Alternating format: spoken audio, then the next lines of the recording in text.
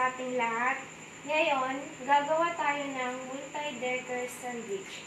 Ang ating ingredients ngayon ay bread, lettuce, mayonnaise, kamatis, nahugasan na po ito, ham, and cheese. At para noon po masigurado nating malinis ang ating gagawing sandwich, gagamit tayo ng gloves.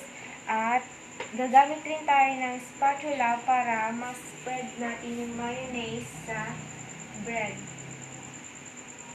Bago tayo magsimulang gumawa ng sandwich, magto-toast muna tayo ng bread at magpiprito muna tayo ng ham.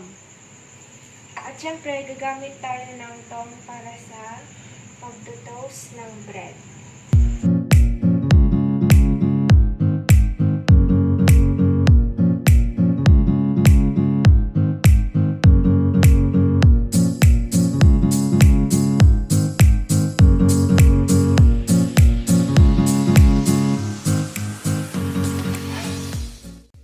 Kapag nakikita na natin nagbra-brown na, ibig sabihin, naluluto na siya.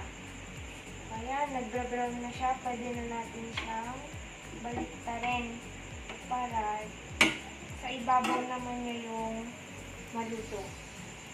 Siyempre, dapat naka-slow fire lang para hindi siya masunog.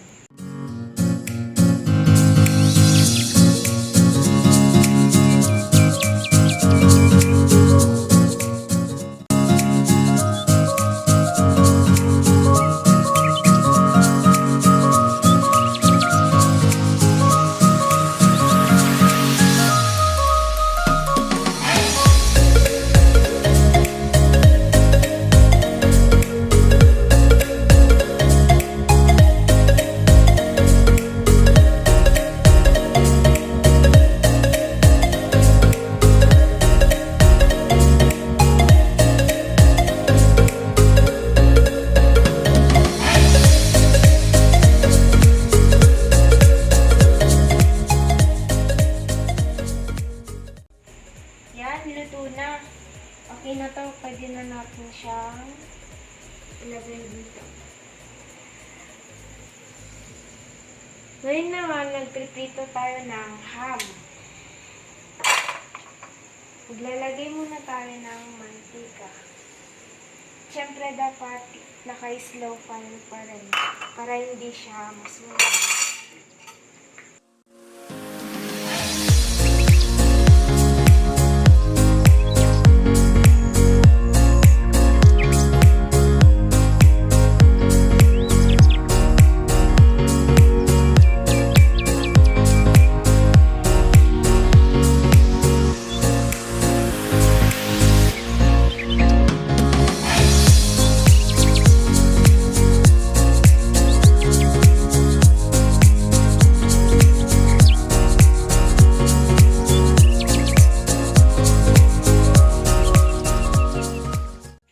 Mabilis lang maluto ang ham, kaya babalik na rin na natin siya kasi luto na yung sa ilalim.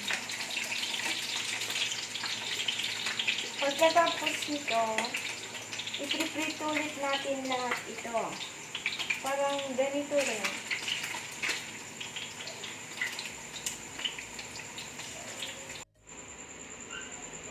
At ngayon, natapos na natin i-toast ang bread at iprito ang ham. Ngayon naman, maghihiwa tayo ng kamatis.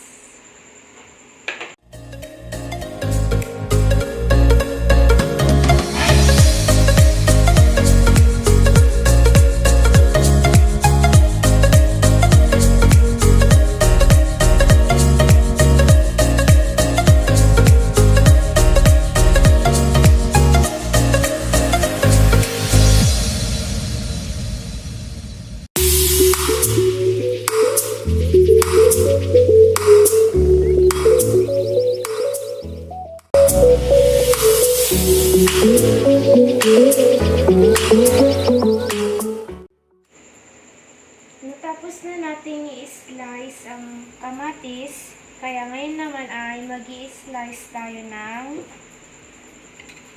cheese.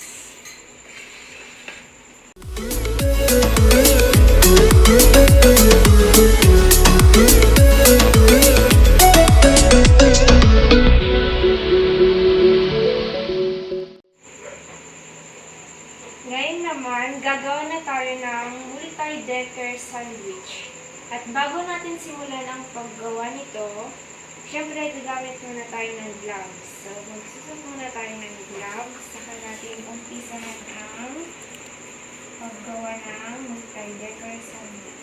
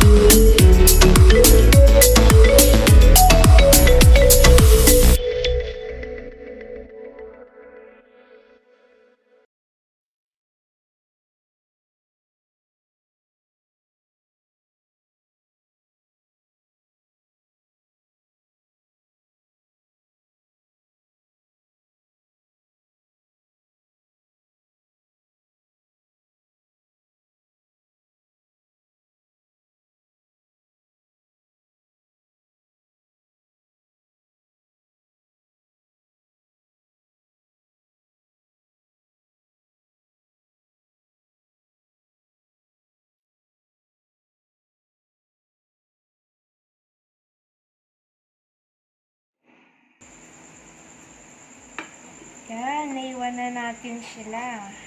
Ay, sila pala. Ito na ang ating multi-decker sandwich. So, ayan. Naka-plating na ang ating sandwich. At ito na nga ang resulta ng ating ginawa ngayon. Ito ay ang multi-decker sandwich. Ang sarap, di ba? Kaya mamaya, kakainin na natin ito.